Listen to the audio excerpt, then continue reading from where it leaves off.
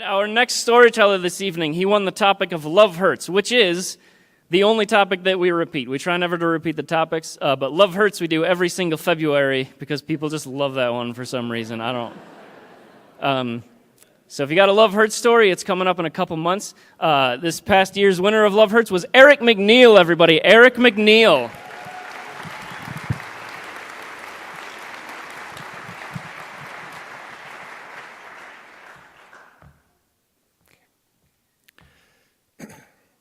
My mom divorced my birth father before I was a year old. By the time I got to college, I'd gone through 4 different stepdads, so I guess I shouldn't have been surprised when I found myself thinking about the kind of dad that I wanted to be. And I got a long time to think about it because I wasn't a dad until I was 32.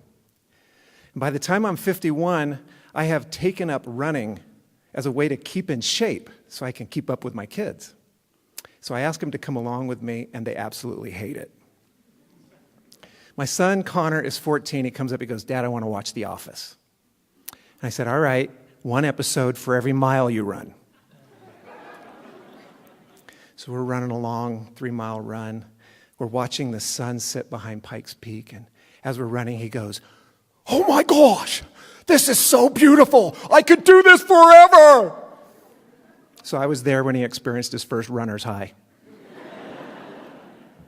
And he decides to binge watch The Office, so he binge runs through 175 episodes in less than 2 months. He realizes running is not as bad as he thought. So I wake him up early one morning, I go, "Connor, man, there's this race today. You want to join me? It's like 3.5 miles, and like a mile of it is upstream in a creek. And the creek sells it. He's in. And he loves it, but he can't believe that I beat him to the finish line." He goes, his competitive side's like, "Sign me up for more races." So we start doing these races, and every race he's getting closer, and it's weird because I don't want to lose to him. But I discover there's this part of me that wants him to be stronger than me. So we're in this race. We're coming down the side of a mountain, and I'm at the bottom of this really steep hill, and there's these switchbacks. And from up above me, I hear, "I can see you, old man." And I suddenly knew what that gazelle feels like when there's a cheetah on its tail, right? And I take off, and my heart's like it explode, and he never catches me because he just hits a patch of ice and tweaks his back and gives me about 4 more months. He catches me by the end of the year, and once he beats me, he's like, "I think I'm going to join the cross-country team." And I quickly discover that I have coach envy.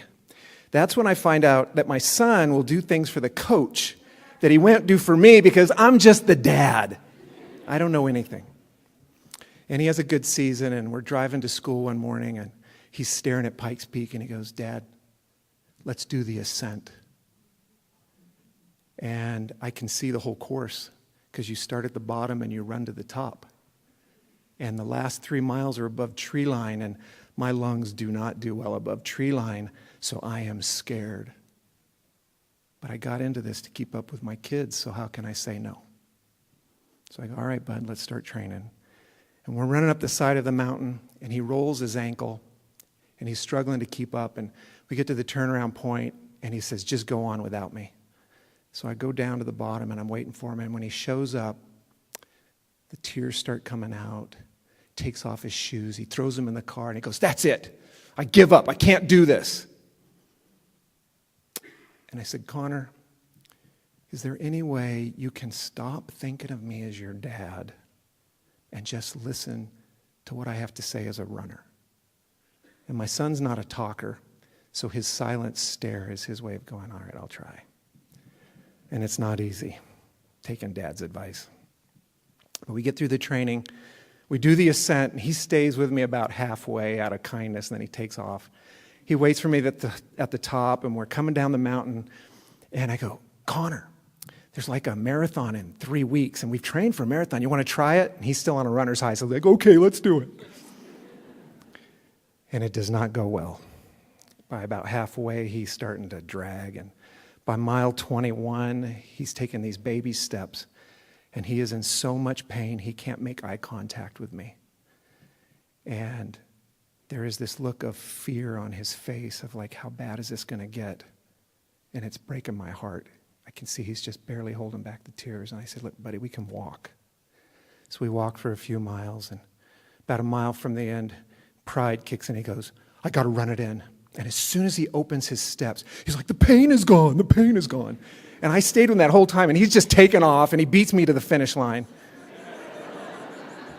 But it takes us 6 hours. Well, the next year he starts college, marine biology. He's got a zoology class. It's clearly a weed-out course. 2 days before the final, he calls me up. He goes, Dad, we got 300 words on this final, and the professor just sent out another email. There's another 150. I got guys at my door. I'm coming by. They're like, we're done. We quit. We can't do this. I said, what about you? He said, Dad, come on, man. I've run a marathon. And I knew right then that my son was set for life. I knew he understood that sometimes you got to push through the pain to get what you want. Well, last month, we had another marathon. And now he's 20. We take off. He just leaves me. He waits for me at the finish line. And he is giddy. He has broken 4 hours. He has shaved almost 2 hours off his time.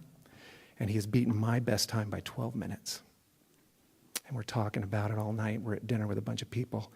And this young man of few words leans into me quietly and says, Dad, I want you to know that I kept thinking about what you said all those years ago, that I am stronger than I know. And I keep thinking about all the times I had to ask my son to stop thinking about me as his dad, to be the kind of dad I wanted to be.